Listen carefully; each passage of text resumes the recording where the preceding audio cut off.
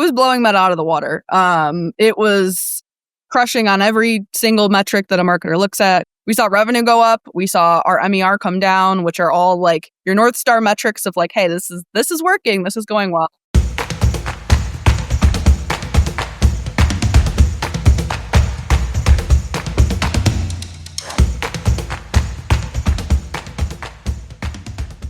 Hey there. Thanks for tuning in to the E-commerce Evolution podcast. I want to take just a minute and tell you a little bit about my agency, OMG Commerce. Now, we work with some of your favorite 8 and 9 figure D2C and omni-channel brands, and our specialty is profitable scale. We love taking great brands and amplifying their growth profitably. We've helped a number of brands go from zero on YouTube to spending as much as $1 million in 90 days while hitting a CAC or CPA target. We've also helped multiple brands launch on Amazon or just add scale to Amazon. We took Boom Beauty from zero to almost $6 million in sales their first 12 months on Amazon. So if you're not satisfied with your current level of growth, if you're looking to diversify channels, maybe you're a little too dependent on Meta, and you want to add YouTube, or you're not pleased with your Amazon growth, then we need to chat. So visit us at omgcommerce.com, click the Let's Talk button. We'd love to schedule a complimentary strategy session with you. And with that, back to the show. Well, hello, and welcome to another edition of the E-commerce Evolution podcast. I'm your host, Brett Curry, CEO of OMG Commerce, and I am so excited about today's topic. This will be a first. We've never talked about this topic in the history of the podcast. We're diving into AppLovin. How should you be thinking about AppLovin? How to use it? Can you really scale on it? Will it work for you? Is now the time to scale? And we'll get into all the ins and outs. And so my guest today is Miranda Pettinger, and she's an OMG client with Cuddle Clones. Got to know her and Ryan and the team at Cuddle Clones. Super smart marketers, amazing products. You'll hear about those in a minute. And get this, she scaled from zero to $80,000 a day on AppLovin last holiday, and now it's a staple in their marketing arsenal and going to scale this holiday as well. She's going to tell you how she did it and all the ins and outs. And so with that, Miranda, welcome to the show. Thanks for coming on, and how's it going? Yeah, thanks for having me. We're almost in the heat of Q4. November is knocking on our door somehow. Crazy. It's already here. So yeah, it's Black Friday time. It's Black Friday time for sure. And today, who knows when people will actually be watching this, but today was a big day for you. You were the keynote to a big presentation with my buddy Taylor Holiday. So tell us about what you did today, because you're like in presentation mode today. Yeah, definitely. I've got my presenter's hat on. Yeah, we were talking about the success of AppLovin and channel diversification, which has been, a main topic of this year that I think a lot of people have been talking about. And, it's been a key thing that I've been trying to unlock for Cuddle Clones. We added AppLovin last year, we've added YouTube and Snapchat this year. So I think a more diversified brand is a healthier brand. So if you're on Amazon, if you're on lots of different places, I think you can reach customers in a much healthier way versus if you're all in on one channel, you're going to have a really hard time when that one channel is having, a down day or, is struggling to grow. Totally. There's more stability with channel diversification. Usually the channels can feed off of each other, at least a little bit. There's not always a ton of channel overlap. We'll actually talk about that as it pertains to AppLovin, but love working with you guys and growing on YouTube. I think you get the perfect product for YouTube as well. But more on that on another episode. Today is all AppLovin. And so I think, and also, what was that event, and where can people check out the replays, or do you know?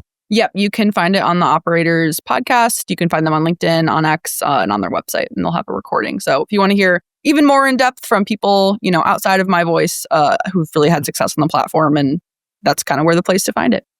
Check it out. I love it. So before we dive into AppLovin, we're going to start with that $0 to $80,000 a day scale run that you had last year, which is just phenomenal. But for those that don't know, what is Cuddle Clones? What do you offer? And why do pet lovers go crazy for your products. Yeah, Cuddle Clones has a special place in my heart. So I have a horse, so I'm all in on the animals, and then I have always grown up with rescue dogs. And Amazing. I have a rescue dog myself. So love animals, have always been really drawn to them. And they hold a special place in my heart. And I love the mutt mixes. I have a collie cattle dog mix. So mutts are generally the best, right? Like they're not pretentious, right? Yes. They're generally loyal. They're often cute, their own signature, unique look. So I'm a mutt fan as well. Yeah. So all in on animals. So that's why, working with Cuddle Clones is so much fun. And so Cuddle Clones, what it was founded on was creating custom replicas of your pet. So we have custom stuffed animals of your dog or your cat or your horse or your gerbil. And most often people do buy them when they pass away. So I think too, having a mixed breed, I can't just go out and buy a stuffed animal that looks like my dog because he's unique. Right. Right. And everyone's dog is unique. They don't all look the same. So if you go to Cuddle Clones, you can buy, a stuffed animal that looks exactly like your dog. They're all handmade.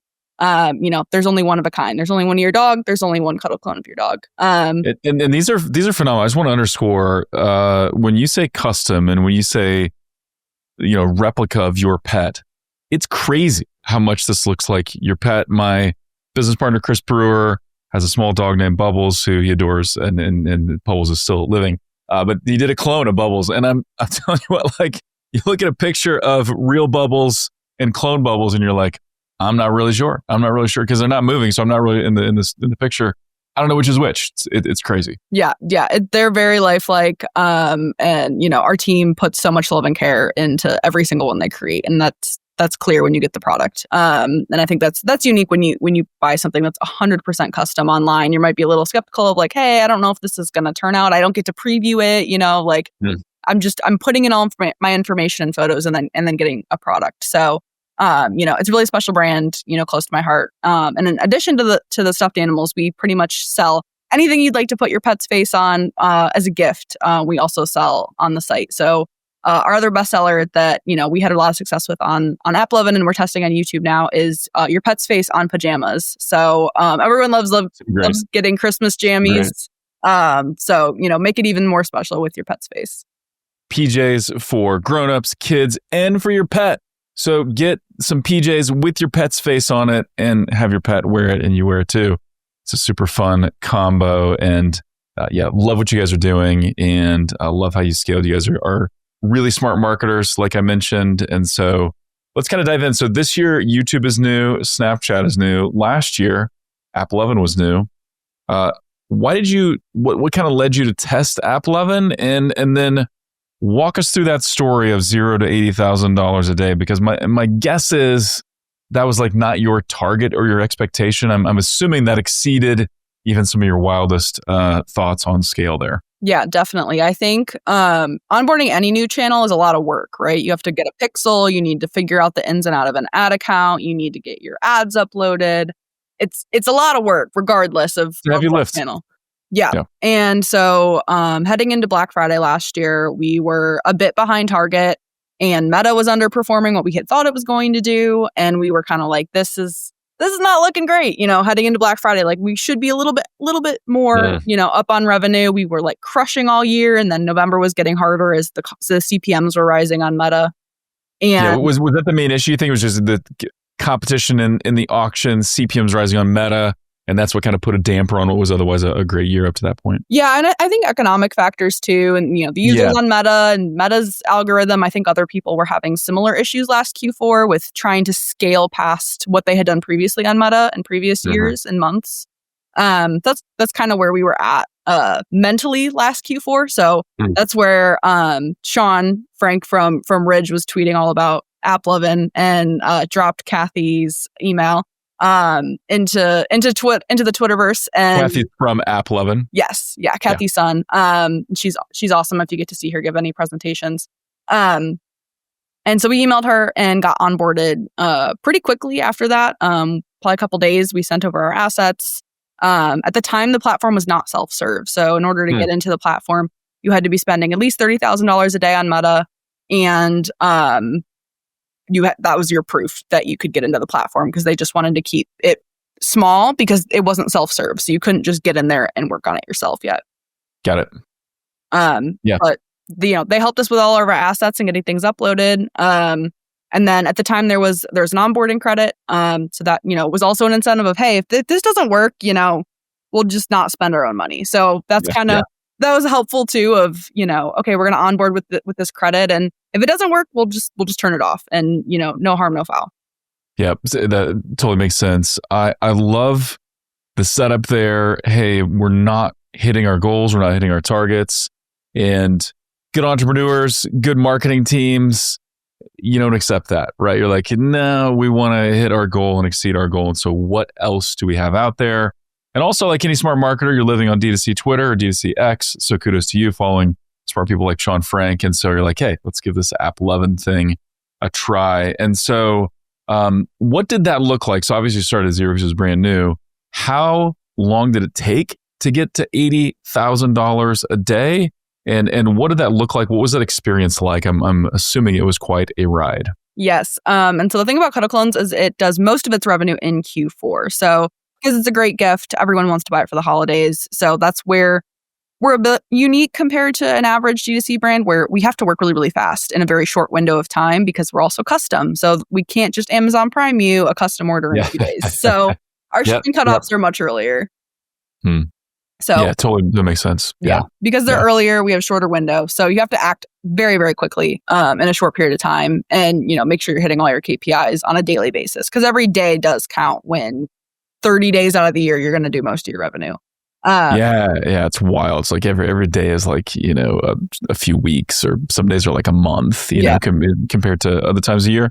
And so it totally makes sense. It's nice because you can dial up the urgency, right, for the buyer. So that's real urgency, not manufactured urgency, but it means you can't screw it up. Like every day really matters for driving those new orders. And so was that like were you just like glued to the AppLovin dashboard, increasing budgets and bids like constantly, or what was that? What was that journey like? Yeah, you actually couldn't touch anything at the time. Okay, so there was no fiddling of my fingers.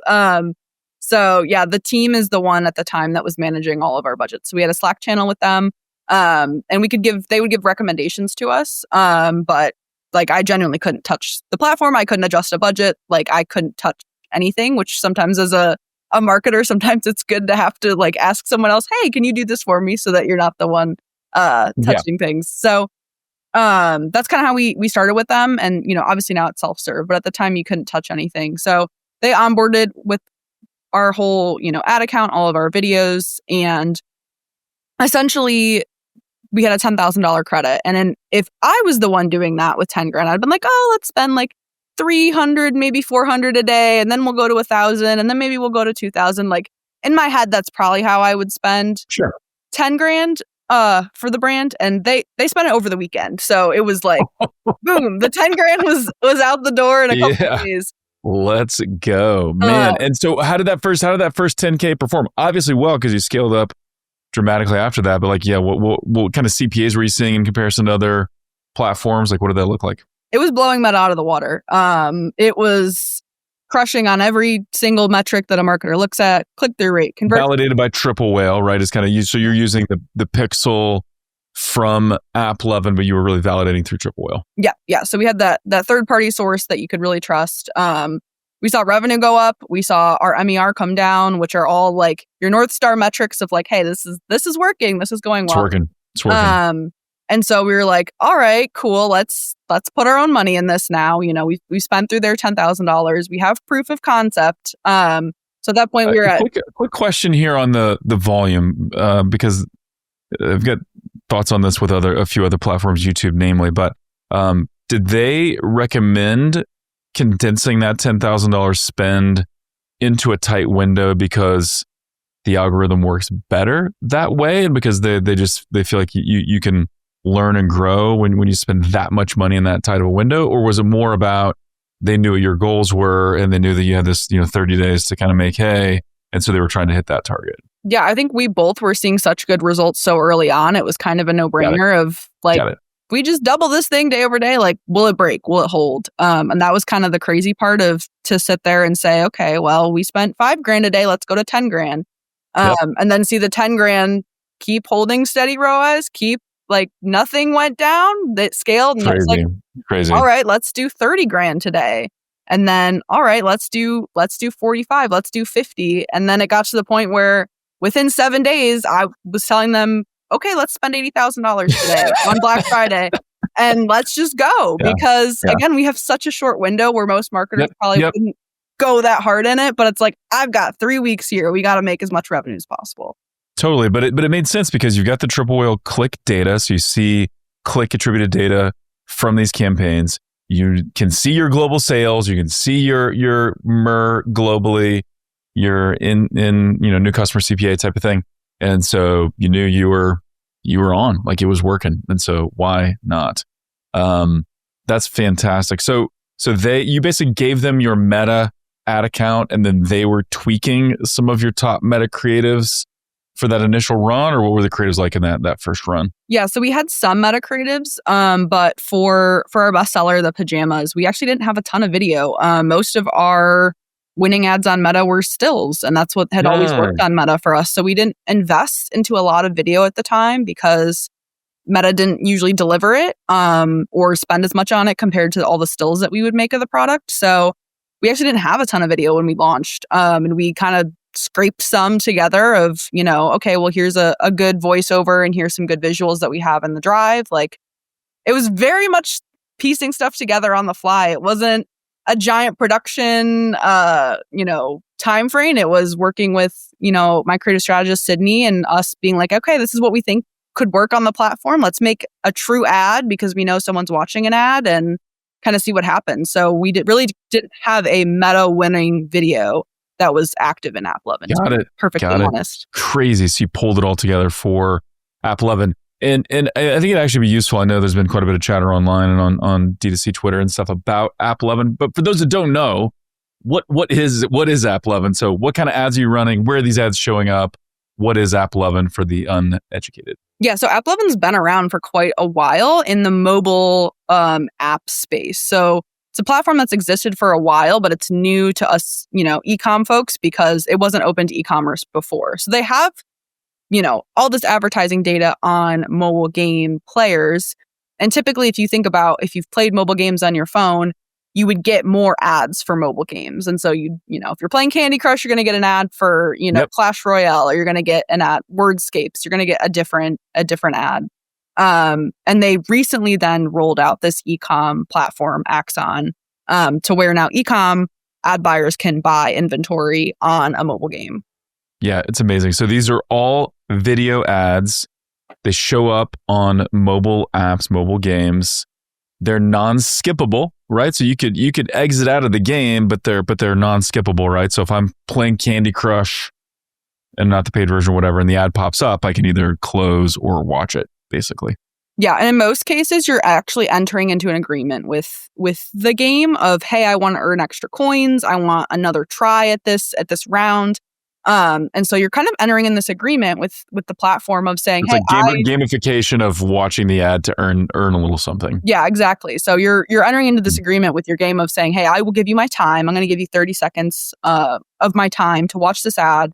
And, you're in return, you're going to give me something in my game. So I love it. People go into it knowing like, I'm watching an ad. I have, voluntarily given, the click to say I will watch an ad. People are expecting to see an ad. They're expecting to see it. There's something in it for them, so they're not resenting the ad, maybe like they do in other platforms. And so that's maybe part of why some of these ads are really accepted and responded to. So super, super interesting. Now the platform though, so in the early days when you scale from 0 to 100 or 0 to 80K a day in less than 7 days, that was all kind of managed by the AppLovin team. Now it's self-serve. What does that look like, and how important of a part of your marketing mix is AppLovin today, and even when it's not peak season? Yeah, it's remained between 20 and 30% of our media mix all throughout this year. And at this point, I've spent a couple $1 million on the platform. And it's, continued to help our brand grow this year. And because of the seasonality, I'm really expecting it, more growth heading into Q4. And, as we sit today in October, it is our largest spending channel. It is currently surpassed Meta by a lot for the month of October in 2025. So and we've never spent in the month of October ever on AppLovin. So this is all brand new data and brand new customers for October. That's amazing. Let's talk a little bit about who is the buyer here, because the buzzword obviously in marketing over the last year or two is incrementality. Meaning, can we get net new customers from this ad endeavor that we wouldn't have gotten otherwise, or are we just paying for another ad that's going to be inserting itself along the buyer journey for people that were going to buy anyway? And what's really clear about AppLovin is that these are net new buyers. And from your experience, it looks like there's not a lot of crossover between typical AppLovin buyers and Meta buyers. Can you talk a little bit about that? Who are these buyers coming from AppLovin? Yeah, so we actually, looking in Triple Whale, we saw there was less than a 5% overlap from our Meta customers and our AppLovin. And that was out of 42,000 orders last Q4. So this is a very large data set as well. So out of 42,000 orders, less than a 5% overlap with Meta's customers. And we did find pretty often that the AppLovin customers were first click buyers. They would click on the ad, they would go on our website, and they would check out that day. Because you gave them 30 seconds of information for them to read versus if you saw a still on Pinterest or Meta, or you just saw a graphic on a Gmail website where you have to go learn more on the site. So your time on site is going to be longer and you may need to have more questions answered, versus if you watch a 30-second commercial of the product that tells you everything about it, you're much more ready to buy. Yeah, it totally makes sense. And your approach is pretty straightforward, at least the pajamas are. The Cuddle Clone, maybe someone's going to have a few more questions and it's more expensive. But do you think part of that, where people were clicking and buying one day, was because it was holiday?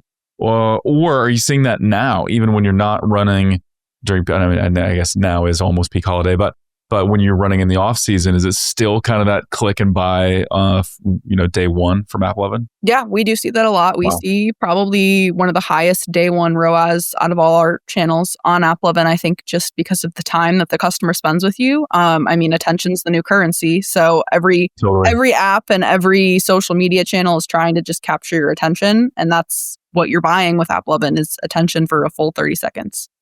Yeah, it's crazy.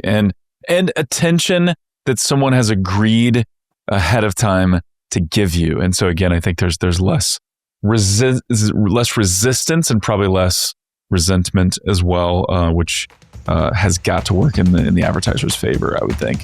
This episode of the E-commerce Evolution podcast is brought to you by Fermat. Fermat is the AI native commerce platform that optimizes shopping experiences, leading to best-in-class shopper engagement and conversion. Leveraging proprietary data tools and its adaptive commerce graph, Fermat delivers hyper-personalized experiences to both human and agentic shoppers that adapt in real time to behavioral and performance insights. Trusted by industry leaders like Backcountry, Bissell, and Glossier, as well as premier agency partners, Fermat platform blends advanced analytics and optimization tools like heat maps, strategy engines, and conversational data insights to maximize shopper impact and tailor every touch point. Check it out for yourself at Fermat Commerce, Fermat commerce.com. So let's do this. I want to spend quite a bit of time on the creative side, because as with any ad channel, creative is the biggest lever. Creative is what's really going to move the needle. That's where you're going to win or lose. But let's talk about targeting and media buying for a minute. Longtime media buyer, did TV back in the day, of course now Google, YouTube, and beyond and stuff. And so I do like to tinker on occasion and pick audiences and bids and all these things. Who does it? Yeah, I know you guys geek out about that as well. But what is possible? What is not possible on AppLovin? Yeah, so there is no targeting. There's no toys and rules to tinker with. So, which partially makes me very nervous, but I obviously know Sean Frank really well and several others, and seeing your success, I'm like, okay, I get it. The algorithm's smart. but still makes me a little bit nervous. Yeah, I think the most important part is your ad creative, doing the targeting, which we've talked about. Everyone's talked about with Meta. Leave it broad. That's been a topic for the past 5 years of don't put target demos on your Meta account. Leave it broad. Let the ads do the targeting. I think that's kind of the brave new world that we're going to live in as advertisers, of making really good creative that an algorithm can pick up of who to serve it to. I mean, I think all the social platforms have cracked that with organic content and viral reels, viral TikToks. They know who to show it to based on a few times. So, the same thing's going to happen with advertising. Makes a lot of sense. And so basically the levers you have to pull, mostly creative, we'll talk about that in a minute, but you've got your budget, it's your daily budget, you've got bid, and that's pretty much it, right? And how do the bids and budgets work? Yeah, so you'll set either for e-com, you've got cost per purchase, or you've got a target ROAS. So whatever works for your business, you can try both. I've tested both. I have success with both. And whatever works for your business, and then you're going to set a goal. So whether that's your target goal is to hit a 300% ROAS or a 100%, whatever that is, you're going to input your goal there, or your cost per purchase goal. And the algorithm's going to... You start with that goal? So when you first launch with AppLovin, do you recommend having a goal, or you recommend having it a little more open where it's just like, hey, get me as many conversions as you can? I would recommend having a goal that's closest to your business objectives. The algorithm's pretty smart to know to put you in the auctions that it thinks it can win on. So that's what I've discovered, is putting the truest business goal that you can into the auction. And that way it can go out and find your ideal customer at, a target that makes sense for you. The other options you have for targeting are either day 0 ROAS or day 7. So if you want more data, usually I would recommend using day 7, because it's going to just feed the system more data. I use 7-day on Meta as well. So that's just kind of what I found the most success with for our brand. But you can do whatever fits your business objectives, but usually day 7 is feeding it the most data as possible. Makes sense. Yeah. And I think just like any platform, the more conversion data you feed it, the better the algorithm is going to get. And if you have the 7-day window, you can rest with some confidence that there's going to be a lot of day 1 or day 0 conversions. Those will be captured obviously in that 7-day window. So yeah, that totally makes sense. And so then what kind of data can you see from this? Then are you seeing things like CPM and CTR and CPCs and things like that? Like, is it calculating those and showing those to you, or what does the reporting look like? Yeah, you'll see the same things you see in Meta. I think what makes it different, or again, your interactives, your end cards, those are things separate from your video, but you'll still see, your click-through rates, your CPMs, what you're paying.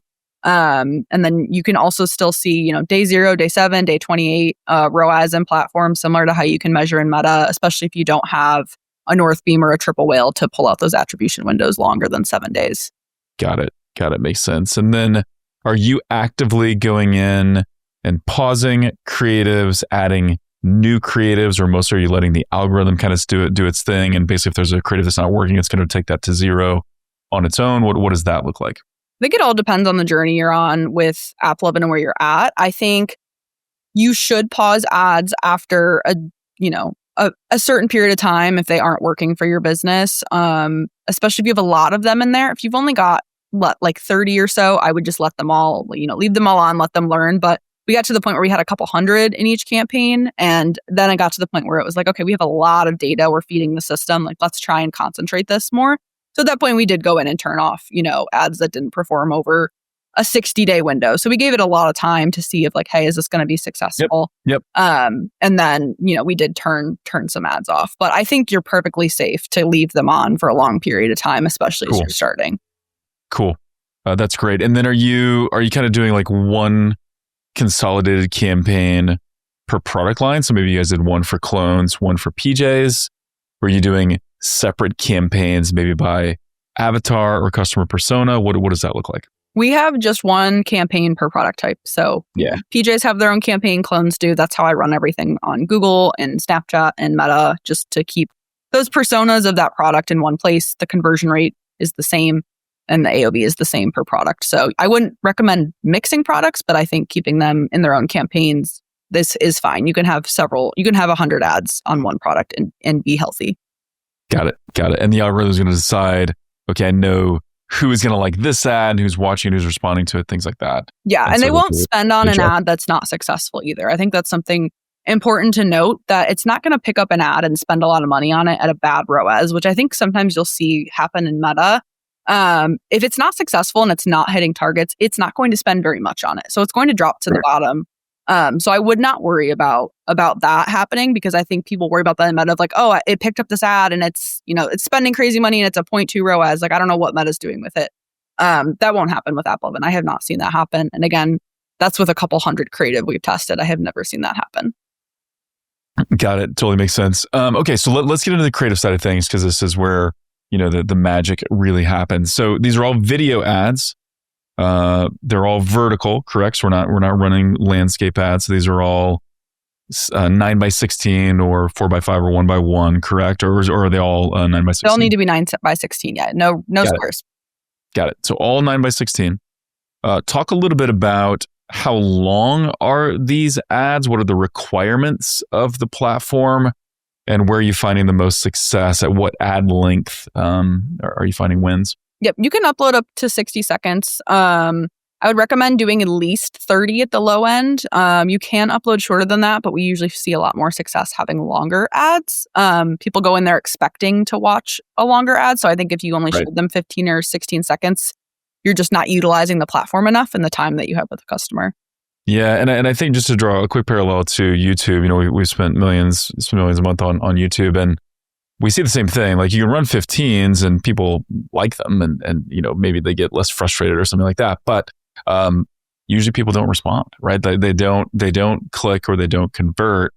And so, yeah, I love that 30 to 60 seconds and just test within that window. But you got a captive audience. They've agreed to watch. And so tell them enough to get them excited, to overcome objections, to get them to click and to take action. So that makes a ton of sense. Now, are you running polished ads? Are these like UGC mashups?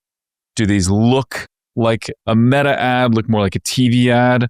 Talk about the style of ad.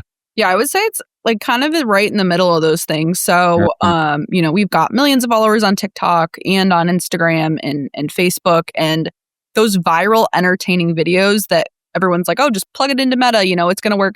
That actually doesn't work great on the platform. Someone's going in there expecting to see an ad. So I think you can still be entertaining, and you should still be entertaining as a brand, but I don't think you need to be super polished. And I also don't think you should run something that's pure entertainment driven because someone's expecting to see an ad. And I think you're not utilizing your time with the customer if you aren't giving them information about the product and following a story arc about your product. Yeah, it's such good advice. And I think you could draw a few parallels to TV, just more from like a call to action standpoint, or hey, structure this like an ad versus an organic post that you just want to go viral on TikTok or something. Where if you look at, and I come from the TV world, if you run a TV ad that's just entertaining or just fun, people may watch it, people may remember it, but they're not going to take action on it. They're not going to make a purchase, right? And so you need to structure that ad where you're telling people where to go, what to do, getting them hyped up to buy. You got to ask for the sale, things like that. And so totally makes sense. Make this a commercial, not just a fun viral video. So what are some of the components then, if you look at your winning ads versus ads that did not win? What are some of the components, or what are some of the things that the winning ads have in common? Yeah, the winning ads definitely flow more like an advertisement than an entertaining video that you would see on social media. So I think that's something to keep in mind. And I think the more you can overcome objection ahead of time for the customer when you are telling a story to them is the most important. So some of our winning videos have, we sell long pajamas, we sell short pajamas, we sell pajamas for your kids and your dogs. So those questions are already out of your head of, oh, well, can I get this for my kids? Do they have kid sizes? Already have overcome that objection. Would highly recommend taking all your meta comments and questions and putting them in an ad, because we would get those questions all the time. How can we overcome them before that they even have to go looking for it? So I think that's a really important thing to keep in mind when you're running ads there. And also just give them all of the features and benefits. If you're selling a supplement, like what are the health benefits that you will see? What is the before and after state? What is the problem you're trying to solve? And then give them the solution with your product. So I think it can go very DR style, and like you are wanting to get a response and a reaction from these people. So how can you tell your story in that short window to where there's nothing left they have to question except putting their credit card in? Totally makes sense. Yeah, it's one of those things where questions left unanswered, objections left unaddressed will cause someone to not take action, right? They're not going to click and they're not going to do what you want them to do. And so, yeah, what are the FAQs? What are the top features and benefits? Address those, and then ask for the clicks. Or are you guys kind of following like one of the YouTube formulas that we use is, hook, product demo, social proof, which we kind of weave some objection busting in there, and then call to action. And there's some different layers and different things we do there as well. But would that kind of be the flow for AppLovin as well, right? We still want to think about, even though we got a captive audience, we still want to think about the hook. Still need the product demo there, right? Still need some objection busting and social proof, and then need a clear call to action. Any tweaks or nuances you would share there? No, I would just say that like the hook is important, but it is not going to make or break you. Like I think you think about a YouTube ad, if you don't capture their attention in 5 seconds, your host, audience. But same thing with Meta. If you don't capture your attention in 0.22 seconds, like you're scrolling. Yeah. So I think that's the point where you don't have to do, I think Meta, you have to get a little crazy with your hooks to get someone to stop scrolling. And that thumb stop rate is huge. Yeah. For YouTube, the skip rate is huge, or the view rate is huge. But here, is it maybe more that the hook is about getting someone in the right frame of mind and getting them thinking about your product, or like prepping them for selling rather than thumb stop or view rate? Yeah, definitely. And like some of our winning ads is our pajamas in like a state that kind of looks like a fireplace. So you kind of get like that cozy, energy from it. And totally. You're like, oh, this is like cozy. This is warm. This is, the emotion that comes with pajamas. Yep. Which is important. The same thing if you're selling, a problem solution. If you're selling something for performance, like what is the feeling you're going to have with that product to kind of start the ad? I love that. Yeah. What emotion do you need to evoke for this? It's like love and adoration for your pet, and it's like just good family vibes and stuff like that. As we lean into holiday, the fireplace and stuff kind of feels like Christmas morning, and just like it all just feels right. So it's like getting someone in the right frame of mind. Love that. So little nuance on the hook. You're prepping them to sell them. You're not so much worried about thumb stop rate or view rate. So that's really cool. What other elements in the ad itself? And I want to talk about things like in-card and kind of DPAs and stuff that are part of this that I think a lot of people don't know about. So we'll talk about that in a minute. But other elements of the video ad itself that are critical to have? It's really important to have an offer in your video. Obviously, we know offers are important in e-commerce. Give someone a reason to buy. But I think we've even tested not having offers in ads to see what's going to change. And usually the click-through rate drops by at least 2% statistically. Whoa. And so when you say offer, you're saying specifically like save this much, get this deal, we've got this sale or this promotion going on. So you're talking about that kind of offer? Yes, for sure. So what's the offer? And it's easy to switch out if you don't have an offer in the video and you want to have it in an end card or an interactive. You could change those out every weekend if you've got a different offer every weekend. So that's also a unique thing where you don't have to go shoot a whole new video or edit, get into Premiere and edit a video. That's great. Okay, cool. So let's actually talk about that. So every video ad then has an in card and an interactive after it. So talk about what are those and how do those work? Yeah, so you'll have images that you can upload, and then you'll also have interactives, and the system will feed through in testing different things. So images, you could take your top stills from Meta and reincorporate them as your end card. You can take product images of no context at all, just product image. And you could also just go very offer heavy on your end card of like, hey, Black Friday sale going on now, save 50%, BOGO, whatever that is, you can also put into that image. The interactive end cards are different. So those are more of, like it says, interactive. So you can scroll on them. Some of them are quizzes. So you could run a quiz and someone can click on it. So you're trying to get the user engaged with the ad. I'm sure if you've played a mobile game, you've played one where it's like, hey, like drag this over here in the ad so that you're touching it, and that makes you more likely to engage with it. So these are the same way with ecom, where you can ask a quiz. You can also make them scrollable. So there's somewhere you can input a bunch of images and then the user can scroll through them. So they're actually touching the ad and interacting with it. So great. And there's also something psychological about if you're interacting with the ad, clicking on things or hovering over things, you're more likely to take action and purchase, right? And so what I'm going to do, I'm actually going to share my screen and we will walk through one of your ads. I'm going to mute it. I know this is only going to be, most valuable for people that are watching the YouTube video, but I'm going to have you kind of give a commentary here and I'll chime in as well, Miranda, as we go. But this is one of your current winning ads, and you can kind of see if you're watching this. We got, what is this? Wordscape is the game that someone is playing here, and so of course they're trying to level up or whatever, get this bonus gift, and then here's the ad, and now we're seeing a close up of the pajamas with a cute furry dog on there, and then someone holding their pet. There's that family room with the family kind of taking a look here.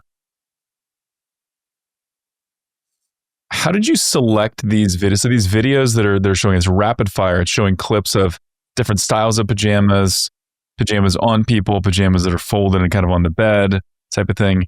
How did you select the video clips for this? Yeah, we wanted to have a variety. And I think when you have UGC content, mixing it with a voiceover like we have is really effective of keeping attention, and then also showing different use cases of the product. So we don't just have a 20-year-old influencer wearing pajamas. We have, the whole family around the tree. We have kids. We have the dogs. There's a lot of content around the tree in this ad, at Christmas time to kind of evoke that feeling of totally. Having Christmas pajamas. Giving, family, all that. Yeah. So those are kind of the reasoning behind having lots of different clips, showing it on the bed really close up. So it's not just on a model. So, okay, when you open your package, what is it going to look like? I think too, if you shop for apparel and in person in a store, it's folded. It's on it's not on your bed. Yeah, it's on a display and you're touching it and feeling it. You can't do that with, e-commerce. So it's like, how can you evoke the same feeling of going into a store, picking up apparel, feeling it, touching it, and opening it visually in an ad so that you kind of can get that same feeling that you would get going to the mall. Yeah, it's so good. And we run a lot of mashups for a lot of different brands, from popcorn to accessories to skincare. And we did this back in the day with Native. We would always try to find a lot of diversity with the UGC, just like you're talking about, because you want the person, whoever you're trying to get to buy, to either see themselves in the ad or to see the person they're buying the gift for in the ad, right? So you got some clips here that are just kids, like two kids sitting on the fireplace with the stockings behind them or sitting on the hearth or whatever. You've got like a couple of people that are just slightly older by themselves, right? You've got some people in their 20s. You got some young families that include mom and dad. Everybody's wearing PJs. So you've got some real diversity there where someone's going to watch this. One, it's fast paced, so like you're not tempted to look around the room or check your watch or something like that. You're watching, but then you're also going to see yourself or your loved one in this ad, which is really, really important. Yeah, definitely. I think the most successful ads we've had on AppLovin too include a lot of different use cases too of, buy it for your grandkids, buy it for your significant other, buy it for your best friend, like trying to evoke, like maybe if they don't like it themselves, but I know someone with a dog who I need to get a gift for. And then if we mention it, that recall is there. So I think that's important too. If you are trying to not hit a niche audience and you want to go really broad, you have to go broad in your ad too. So if you just have a 20-year-old creator talking about why she bought them for herself, you're going to find 20-year-olds who want to buy it for themselves, and that's great.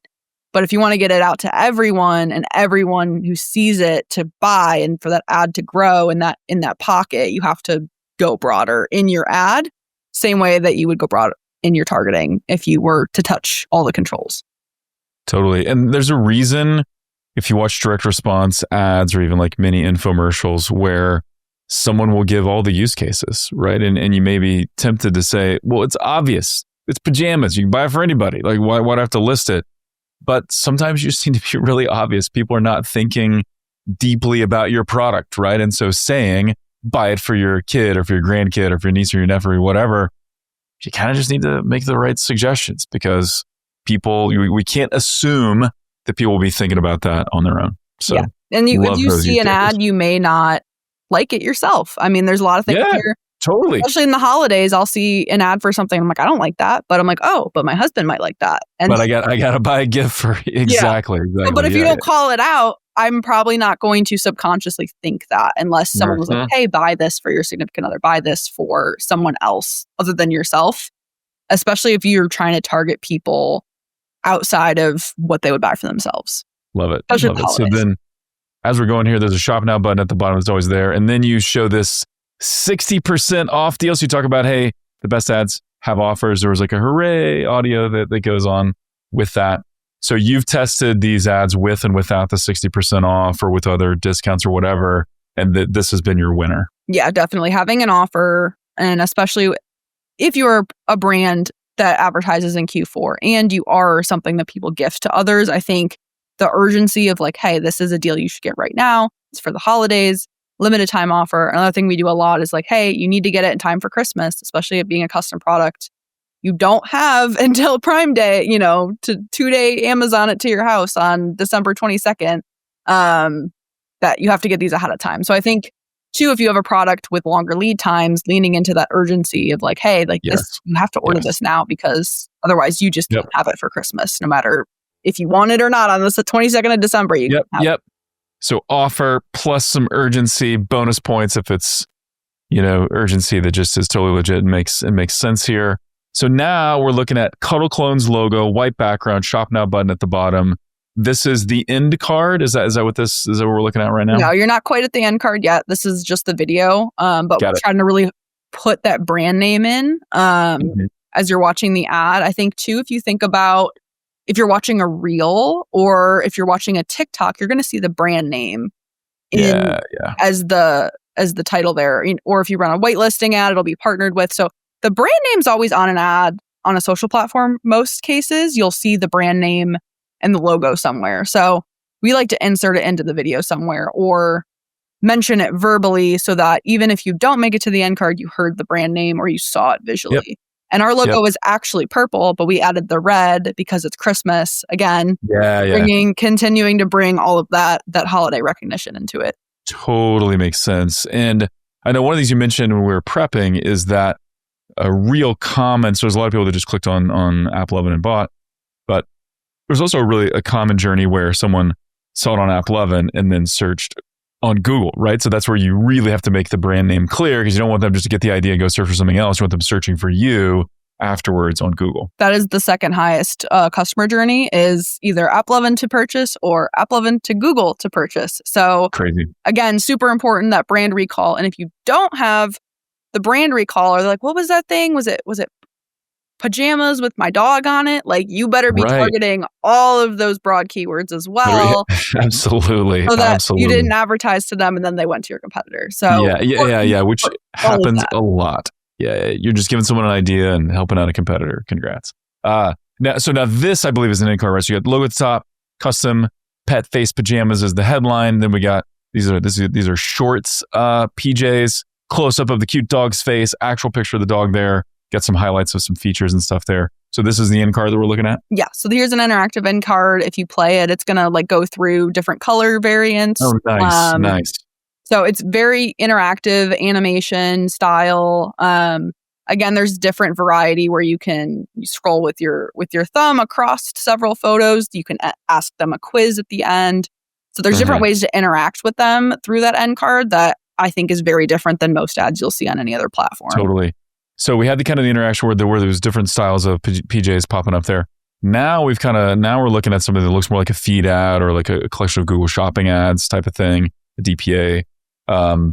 This is a progression or this is a different in card that you could test? This is the DPA at the very end. So if you toggle this on in your settings, this will always appear on all of your ads. So that's kind of where the customer can interact with your feed. Directly from Shopify. So this is where you can then show the customer what products you have to offer. Have you tested this with and without price? So right now we're seeing like sweatshirts, mugs, all that has your pet's face on it, PJs, of course. Have you tested that with and without the price listed? No. At this point, we have not tested with the price listed. I'm not sure if that's an option yet in their offerings. I kind of like this. I actually like not showing the price here. This is something we test a lot on YouTube. You can make your YouTube ad shoppable and you can insert your feed into YouTube ads. And I've found that actually sometimes that kills your conversion rate. If you're showing the price of something too soon, before they're really sold, before they've interacted with your product enough, it can actually be a detriment. And so I think it's kind of cool that there is no price there. So we'll keep playing this here. And then basically you're just showing the progression, then someone clicking through to the website. Yep. Great. Love it. So talk about this, because I know now in every platform obviously utilizes AI in some form or fashion, but now you can upload lots of different elements, and then AppLovin is going to kind of piece those together and test those and find winning combinations. What are the variables that the AI is combining to try to build winning ads for you? Yeah, so I think something important to follow in their best practices. So if you're making a creative set, you can upload up to 10 videos, up to 10 interactives, and up to 10 images. And then your DPA is always going to be connected if you have it turned on. So, and that's all part of a creative set. Yeah. Basically ad set, ad group type of thing. Yeah, so those are newer. Those didn't exist earlier in the platform. So that's a newer feature. But what I found and what they suggest as best practice is doing a couple of videos, and then as many interactives as possible, as many images as possible. So best practice I found is do 2 to 3 videos in a set, and then you do 10 interactives, 10 images. And in their media library, which is unique compared to Meta, you can see the performance of that end card or image as a standalone versus how it performs with the campaign. So if you have the same end card in 4 campaigns, you can measure just the performance of that end card regardless of where it lives. Very cool. So that's something that's important. And 2, like testing your end cards in your images, you can look at the performance. So if you have, say, 2 that have a lower click-through rate, like pull those out and try to test more and keep how high can you get your click-through rate and test through those. I think that's the most important part of someone deciding to click forward. So can you show the offer? Can you show the features in the end card?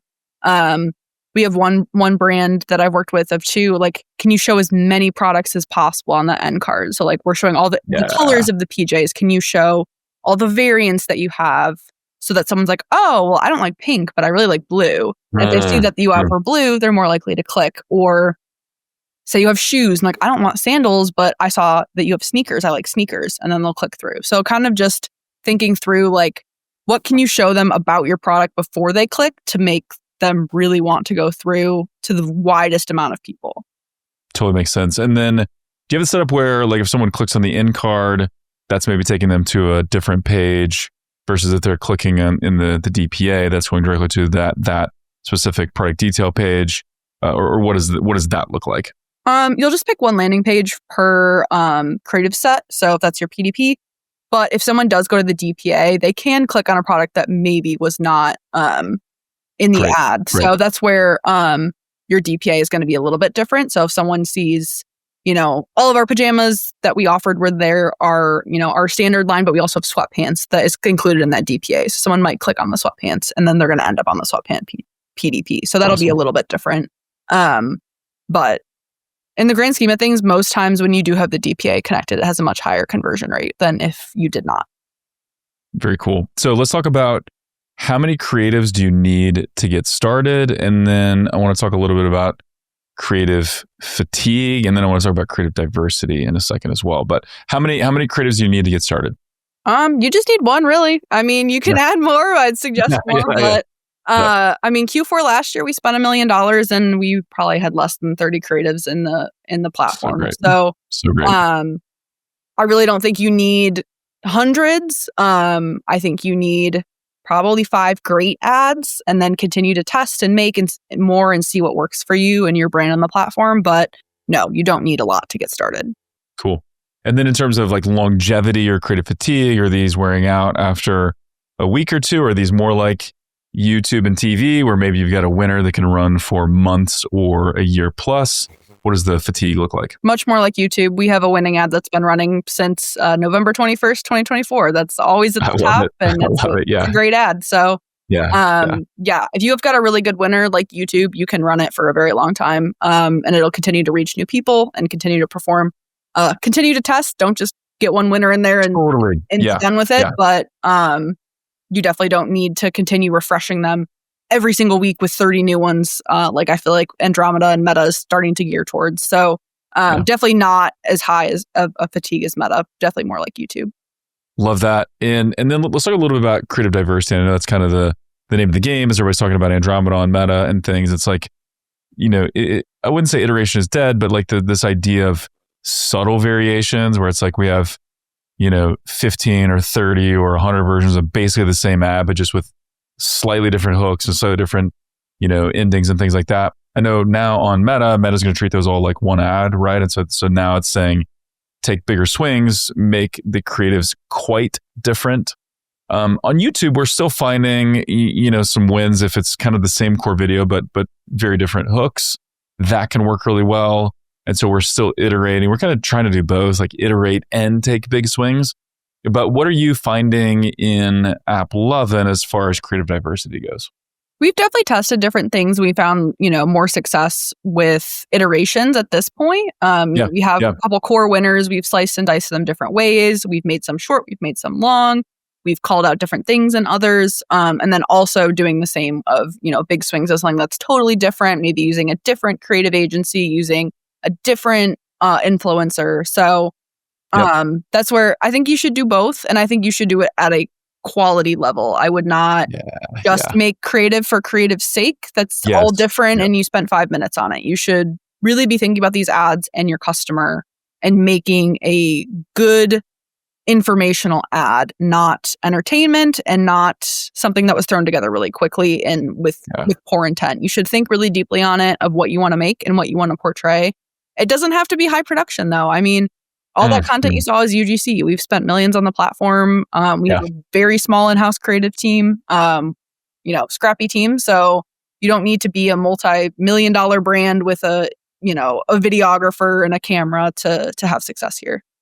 Yeah, I love that. And then, the logo looks really professional. The end card, the DPA that's got, all those product images look really great and look professional. But the video looks like UGC, but that makes it look authentic and trustworthy and fun and doesn't make it feel like just a standard ad. And so, I think that makes a lot of sense. What we're doing on the YouTube side is something similar where we're looking at, hey, what are our winning hooks, and measured by view rate and what do they have in common and what do the losers have in common? And then the ads that have the best click-through rate, what do they have in common? And what are we doing in terms of the product demo? And what are we doing in terms of the offer? And then what is the highest conversion rate? And we're just kind of looking at those similarities. And over time, we're able to iterate and able to say like, hey, we saw, for this baseball ad, it was like this product line just didn't really work. Or for this skincare ad, it was the founder on camera saying these things. It just work consistently over and over again.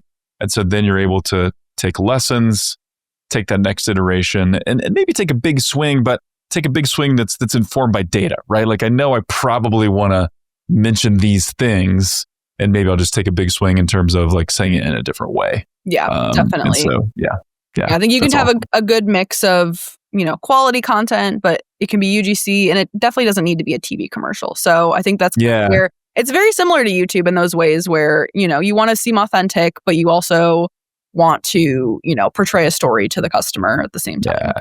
Yeah.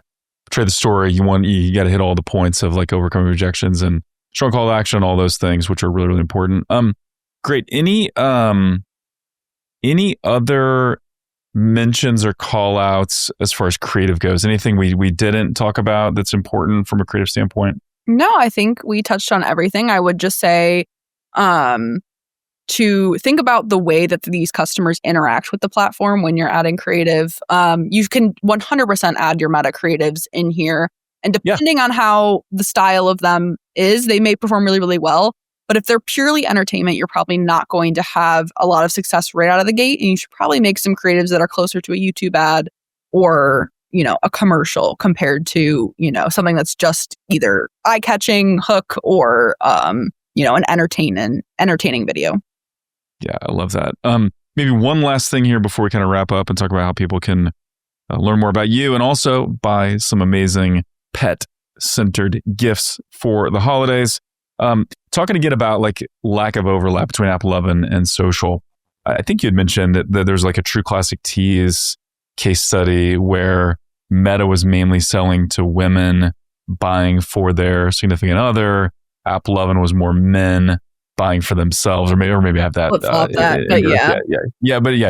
it the inverse of that? Yeah. Mm-hmm. Yeah. So I think you can reach new audiences, especially, on AppLovin. I think everyone also talks about, the older demos are always really successful. You can find those on AppLovin. You can also find 20-year-olds who like to play Wordscape. So I think regardless of your brand, you should give it a shot. And I think there is a wide variety of demos on here that you can reach, just like Meta. Makes a ton of sense. I think the time is right. You need to diversify. If you've got video content and can pull together something that will fit for AppLovin, it just makes a ton of sense. So first off, Miranda, if someone is like, all right, I got to check out these Cuddle Clones and see what these are all about, and I need to check out the PJs, how can they learn more about you? Go to cuddleclones.com. You have to order before like December 10th if you really want these by Christmas. So do it now. Yeah, click make sure you go get them well ahead of time so that they can all be made to order for you. And I would venture to say, and I've got several pet lovers in my house, this will be their favorite gift, right? You get this for somebody, it's going to be the gift they talk about and share with other people, and you'll get to see them wear it for years to come.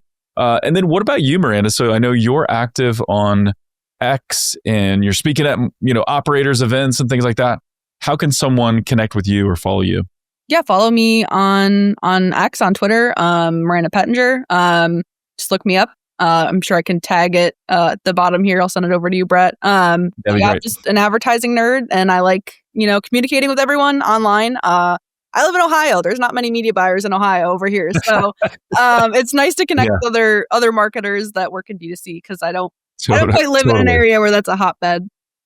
Totally. It's the same. I'm in Missouri. And so it's like, most of my friends who are, e-commerce nerds or media nerds are on the coast or somewhere else. And so, love that connection. Awesome. Any other asks, requests, anything else coming up that you want to mention to the audience? No, but I hope everyone has a good Black Friday. It's going to be a wild, wild west, I think, this year. And if you can diversify and have success like we did, I ended up packing PJs in the warehouse all last Q4 after everything I sold. So I'd love to do that again. It's like, congrats, Miranda, you made AppLovin work. As a thank you, you get to go pack orders in the warehouse.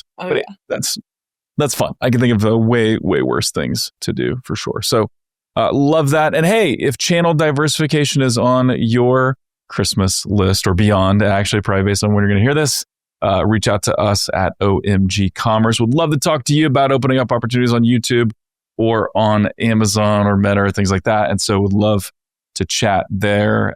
Miranda, thank you so much for the time. This has been phenomenal. I'm all hyped and pumped up to go run some AppLovin ads. Sounds good. Hope everyone else is too.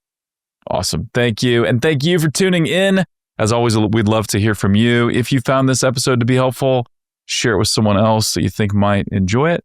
And with that, until next time, thank you for listening. This episode is brought to you by Channable, the #1 feed management and advertising platform for savvy e-commerce marketers. Over 11,000 brands and agencies, including OMG Commerce, use Channable's powerful automation engine to sanitize, optimize, and advertise product data across the world's biggest channels like Google, Amazon, and many more.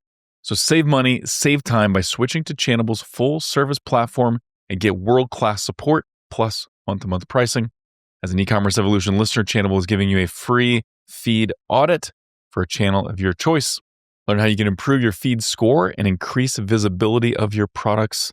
Sign up for free at channable.com. Mention e-commerce evolution to get started. No strings attached.